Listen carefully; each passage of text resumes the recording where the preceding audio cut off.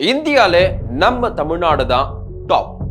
வேகம், விபத்து, வீராப்பு, இதனால யாரு பலியாகிறாங்க?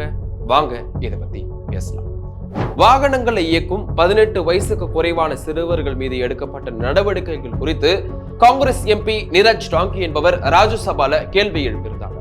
இந்த கேள்விக்கு மத்திய சாலை போக்குவரத்து துறை அமைச்சர் நிதின் கட்கரி எழுத்துப்பூர்வமா பதில சொல்லியிருக்காரு. அதை இப்ப பார்க்கலாம்.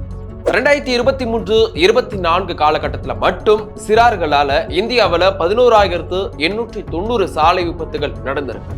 இதுல அதிகபட்சமா தமிழ்நாட்டில் மட்டும் 2,063 விபத்துகள் நடந்திருப்பதா சொல்லப்பட்டிருக்கு. ஒருவேளை சிறுவர்கள் வாகனம் ஓட்டி விபத்து ஏதாவது ஏற்படுத்தினா என்ன தண்டனைன்னு உங்களுக்கு தெரியுமா? சிறுவர்களுடைய பெற்றோருக்கு 25,000 ரூபாய் அபராதமும் 3 ஆண்டுகள் சிறை தண்டனையும் வழங்கப்படும். விபத்து ஏற்படுத்தின அந்த சிறுவன் 25 வயசு வரைக்கும் லைசன்ஸ் வாங்க முடியாது.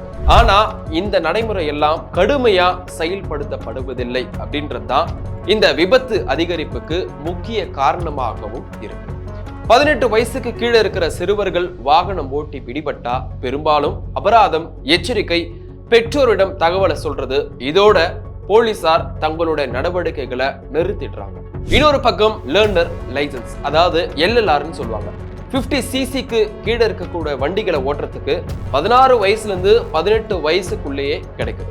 இதை வச்சுக்கிட்டு பல பேர் தப்பிக்கவும் செய்யறாங்க.